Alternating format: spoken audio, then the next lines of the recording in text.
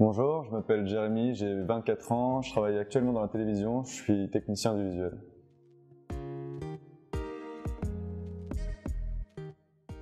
Alors moi j'ai perdu mes cheveux, je devais avoir l'âge de 16 ans, je pense que j'ai perdu super tôt mes cheveux et ça a commencé comme tout le monde ici au niveau des golfs.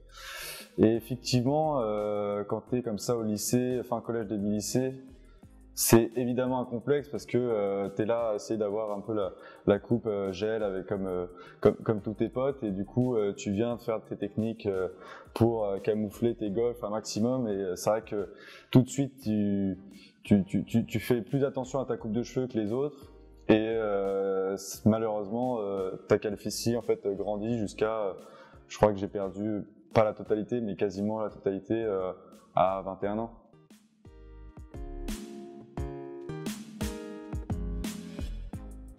Alors j'ai décidé de choisir la dermopigmentation parce que je m'étais renseigné un peu sur toutes les techniques qui existaient. Évidemment, on avait l'implantation capillaire qui est le plus connu. On avait les poudres pour les cheveux, pour densifier. Étant donné que j'avais encore des cheveux, je pouvais me permettre de simplement essayer de densifier à partir des cheveux qui étaient encore présents. J'ai que 24 ans, donc j'avais à l'époque en tout cas une masse voilà, assez conséquente pour faire ce genre de technique. Et j'ai choisi la dermopigmentation parce que j'ai décidé en fait de me raser les cheveux moi à 19 ans.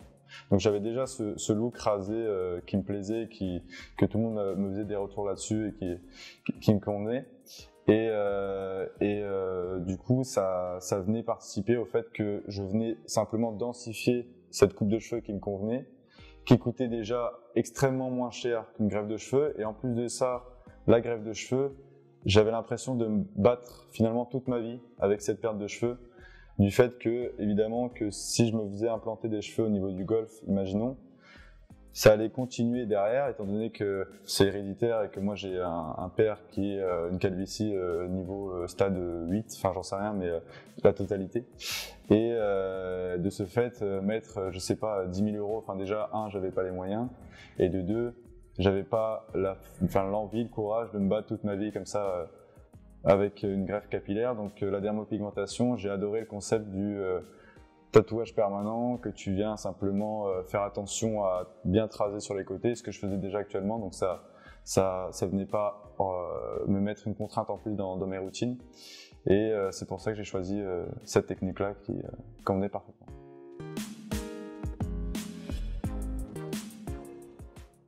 Alors mes séances de dermopigmentation, la toute première, alors déjà moi il faut savoir que je suis allé consulter avant, donc on va dire que ma première séance était une consultation simplement pour me renseigner un peu plus sur la technique, et puis j'avais vraiment cette curiosité de savoir où je pouvais mettre ma ligne frontale, etc. et parler comme ça avec le praticien. Et la toute première séance, qui s'est faite donc 2 semaines après cette consultation, c'était avec Sofiane, un praticien que j'avais vu à cette séance de consultation. Et ça s'est très bien passé. Alors ça s'est fait sous 3 heures, je crois, où on vient poser justement ce qu'ils disent la base, c'est-à-dire qu'on vient ici définir la ligne frontale et derrière densifier tout ça sur une première couche. Et est-ce que ça fait mal? Alors j'ai vu énormément de vidéos sur YouTube qui disaient que ça faisait des tout petits picotements pas du tout désagréables.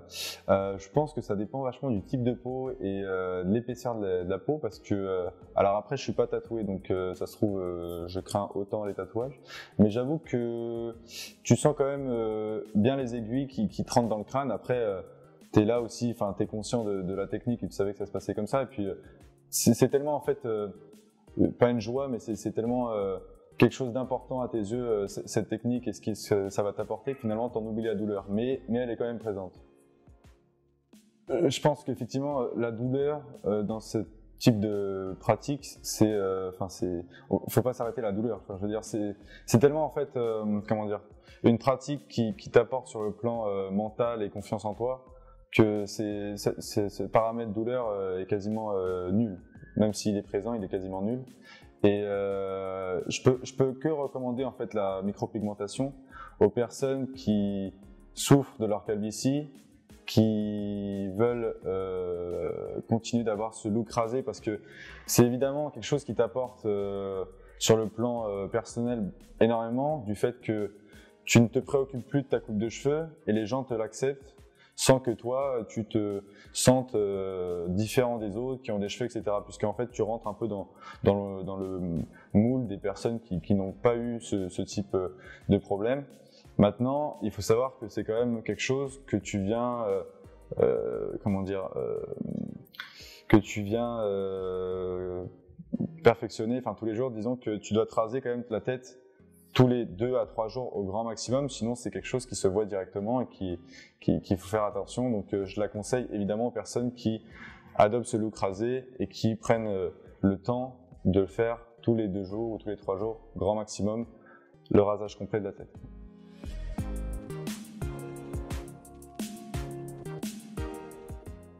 Alors, pour commencer, moi, si je devais donner un conseil à toutes les personnes qui hésitent encore sur cette pratique, je leur dirais d'aller voir directement les personnes sur des consultations gratuites. C'est ce que généralement proposent les enseignes. Et il faut savoir que moi, j'ai fait plusieurs enseignes avant d'arriver chez Sopigmentation et de rencontrer Sofiane.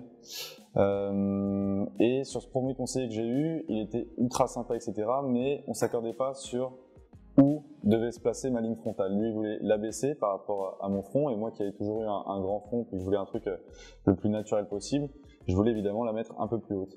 Et lui-même m'a dit, bah, va consulter, va voir plusieurs personnes, etc. avant de prendre ta décision. Donc il était super bienveillant, c'est simplement que sa patte à lui sur cette pratique ne me convenait pas personnellement.